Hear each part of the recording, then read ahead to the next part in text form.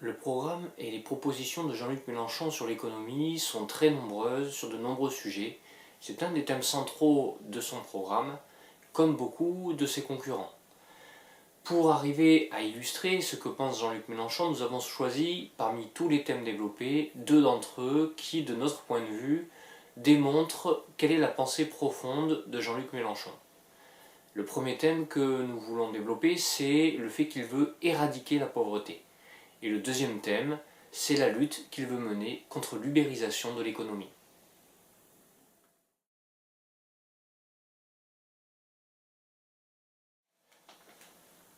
Jean-Luc Mélenchon veut donc éradiquer la pauvreté. Il fait le constat que 8,6 millions des citoyens vivent sous le seuil de pauvreté, c'est-à-dire moins de 1008 euros par mois. Et la France compte 1 million de pauvres de plus par rapport à 2014 d'après ses statistiques. Pour lui, une partie de la population est sacrifiée quand une minorité continue de s'enrichir. Son projet donc, c'est un pays sans pauvres, car pour lui c'est possible. La pauvreté est au cœur de son action. Il veut revaloriser le SMIC, revaloriser les retraites, faire la protection des travailleurs faussement indépendants.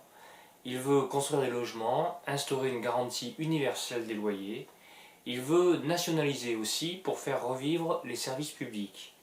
Il souhaite faire des actions ciblées pour éradiquer la pauvreté et l'exclusion et mettre en place la garantie dignité, une indemnisation au chômage et l'accès aux biens essentiels. Pour lui, plus personne ne doit vivre ou dormir dans la rue. Il souhaite des politiques d'urgence fortes d'hébergement, d'emploi aidé et de formation professionnelle, un plan en pauvreté personnalisé pour accompagner les personnes afin qu'elles fassent valoir leurs droits et puissent affronter leurs difficultés. Il veut donner la parole aux pauvres dans l'élaboration des politiques publiques. Ses propositions, c'est d'en finir avec la pauvreté et l'exclusion, bien sûr. Il veut donc qu'aucun niveau de vie soit en dessous de 1000 euros pour chaque personne. Il veut une garantie de dignité de 1000 euros par mois pour une personne seule, un financement du RSA réintégré au budget de l'État, et pour éviter le contrôle social, obligé d'accepter n'importe quel emploi ou activité parce que les personnes sont pauvres, il veut que ce financement, que ce RSA soit versé sans contrepartie et qu'il ne puisse pas être suspendu.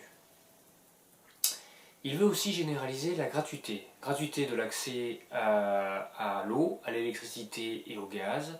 Il veut faire appliquer l'interdiction de coupure d'eau et de réduction de débit au domicile principal. Il souhaite que les manuels scolaires et les fournitures sans marque gratuits soient gratuits pour assurer une réelle égalité des conditions entre élèves et lutter contre l'intrusion des marques à l'école.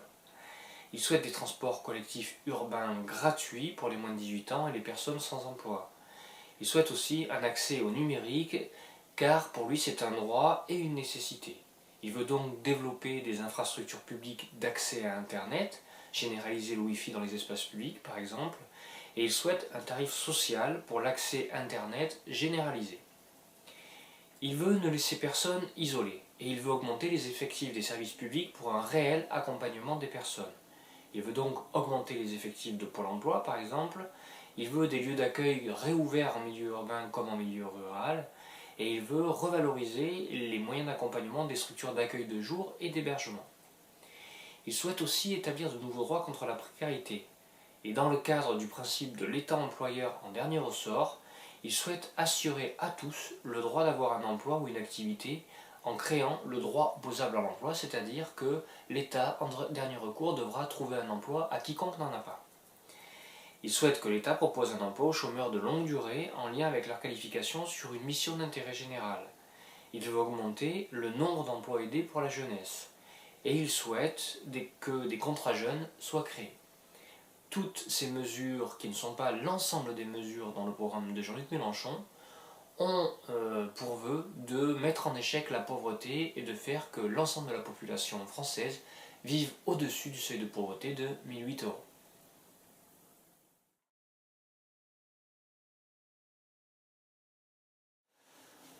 Après le thème de la pauvreté, qui est un thème finalement qui est très ancien, nous allons parler d'un deuxième thème qui lui est beaucoup plus récent et qui est le fait que Jean-Luc Mélenchon veut donner des alternatives à l'ubérisation. Son constat, c'est que l'ubérisation, c'est la régression sociale. La révolution numérique est une nouvelle révolution industrielle, mais la l'ubérisation entraîne la régression sociale par une déréglementation des professions et des secteurs et un contournement frauduleux et généralisé des règles fiscales et sociales. Donc il veut un numérique au service de tous. Il veut donc abroger la loi El Khomri et revenir sur les lois Macron pour rétablir la hiérarchie des normes sociales. Il veut permettre à tous ceux affiliés au RSI de rejoindre le régime général de la sécurité sociale. Il veut renverser la présomption d'indépendance au profit d'une présomption de salariat. Il veut passer de l'économie pseudo-collaborative à l'économie coopérative et il souhaite encourager l'association des travailleurs en coopérative qui contrôlent les plateformes, les mettant en relation avec les clients pour ne plus être ponctionnés par ceux qui détiennent les clés de ces plateformes. Il veut aussi se réapproprier le numérique et il souhaite une procédure d'agrément pour les plateformes pour vérifier qu'elles satisfont aux obligations sociales, fiscales et réglementaires en vigueur. Il veut aussi développer de nouveaux droits et libertés numériques. Son constat, c'est que le numérique des multinationales est contre les peuples. Le développement d'Internet a favorisé l'émergence d'acteurs privés hégémoniques, polluants, dangereux dans la gestion des données, capables d'imposer leurs choix et leurs désirs aux gouvernants. La robotique, l'intelligence artificielle, les plateformes Uber bouleversent les schémas économiques actuels et obligent à repenser le modèle de production. Si on le laisse à la prédation capitaliste, la casse sociale en sera le résultat pour Jean-Luc Mélenchon.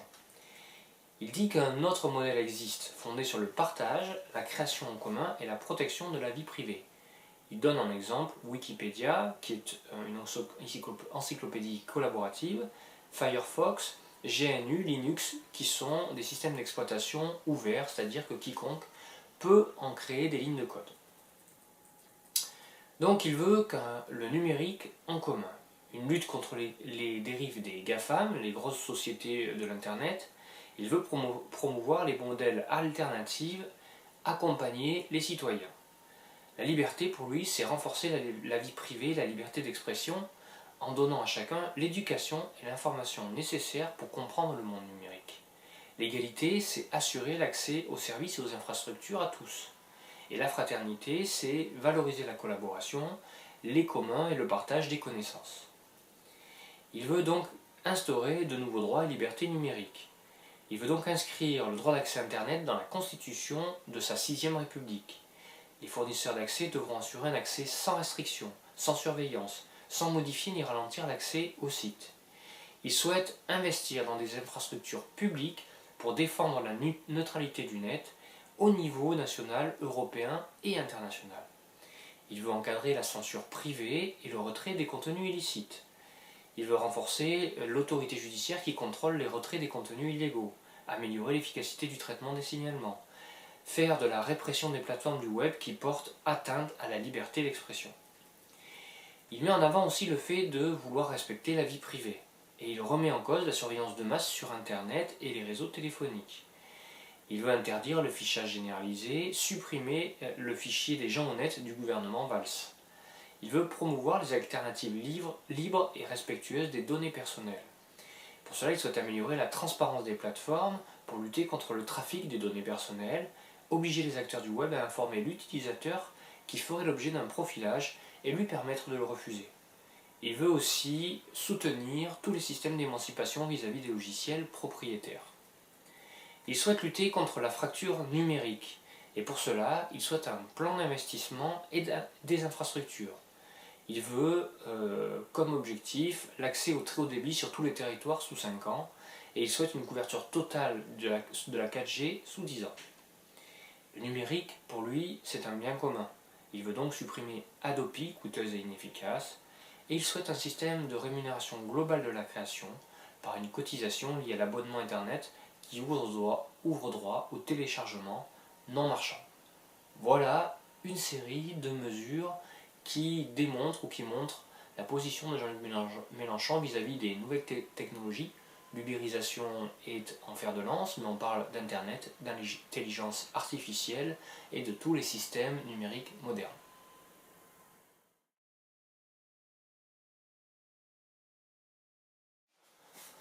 Avec ces deux thèmes développés par Jean-Luc Mélenchon que nous avons choisis, qui est d'éradiquer la pauvreté et aussi de lutter contre l'ubérisation, on voit deux facettes importantes du candidat.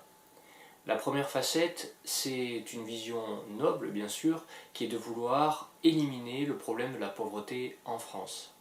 Pour cela, il fait intervenir beaucoup l'État.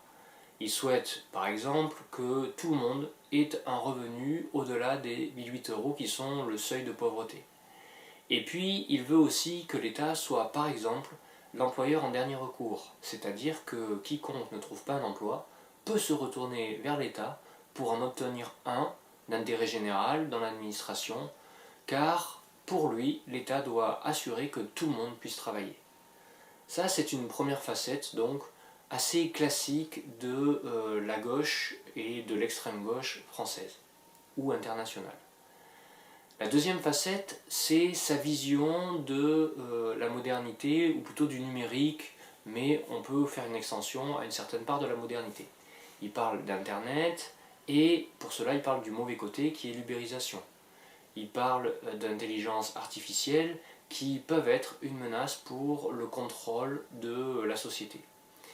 Il veut donc mettre des garde-fous et faire beaucoup intervenir l'administration pour maîtriser les grandes sociétés du net, pour maîtriser les progrès, de façon à protéger la population. C'est une vision, là aussi, qui est bien à gauche et qui est aussi un petit peu anti-modernisme.